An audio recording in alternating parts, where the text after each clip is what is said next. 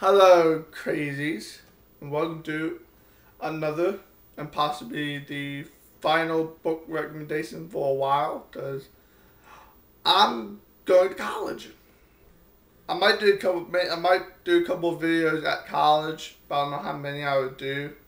So this is probably gonna be the last one for a while. So I don't know how many I would do. Maybe, who knows? I might do a couple at college. I don't know. So, and this book recommendation is going to be on the second in the Secrets of the Immortal Nicholas Flamel, The Magician, by Michael Scott.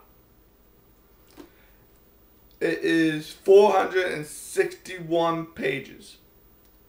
That's actually a pretty.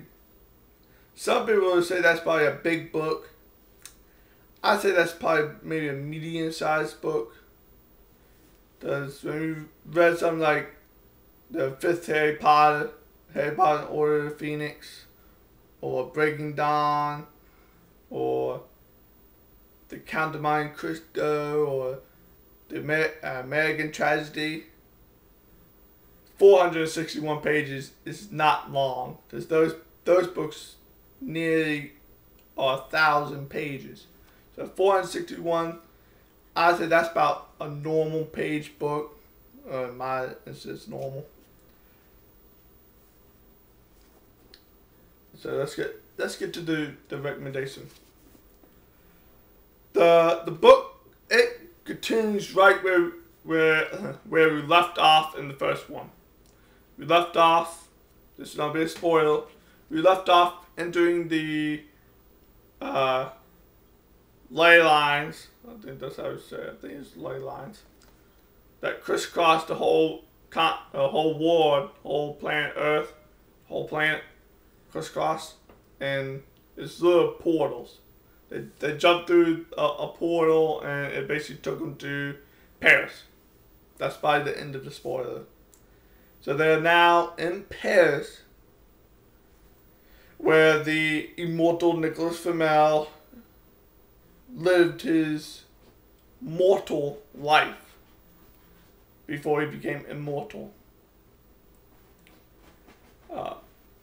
This book, once again, is full with historical figures. I mean, we got characters like John Dee, Nicholas Flamel, Niccolo Machiavelli, if anybody knows who he is. I mean, he's somewhat a famous person. But it has a bunch of famous scientists that were back in like the 1300s, 1400s, and 1500s. And it's basically almost any famous scientist that was in the past, I have a feeling are going to be immortals. That's just my hypothesis. But it's chock full with historical figures and historical sightings. It's basically the historical part. That's why I call this a historical fantasy. It has magics and gods and goddesses and anything a fantasy book would have, but it also has historical facts like a historical fiction novel.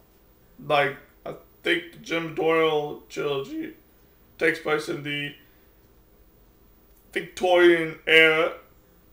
While this doesn't take place in that era, but it does take place with a lot of historical background. So, if you're a fan of historical novels, I think you would love this, and with the added thrown in of fantasy. So, it's a historical fantasy.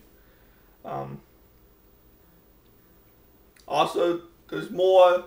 We find out more. We find more elders and immortals.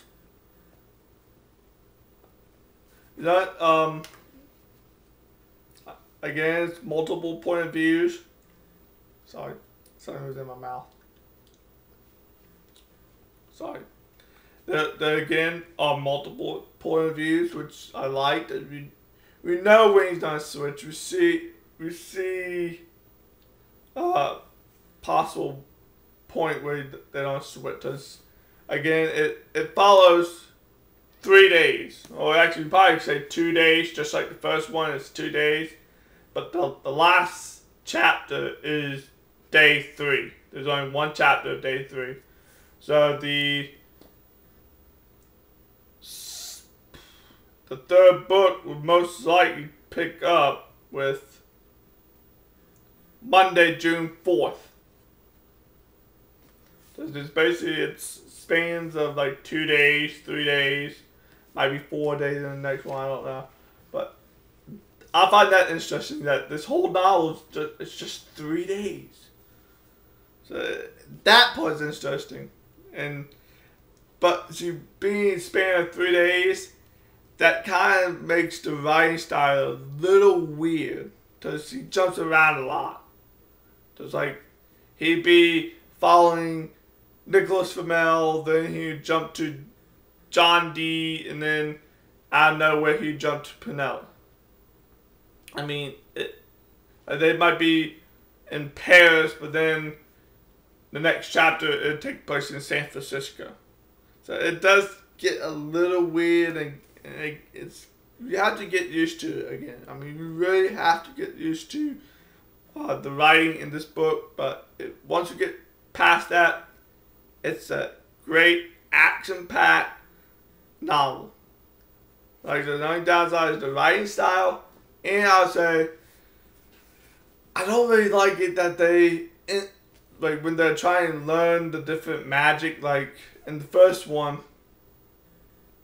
Sophie learned air magic. She learns the element of air, and she kind of instantly learned it. I mean, she really hasn't mastered it, but she's like, once she learned it, she can use it. I mean, I don't really like that, because I like them trying to learn it and teach it, and that they might have trouble learning it, and it takes them a while to actually use it. So like, they have instant knowledge, but he does show that they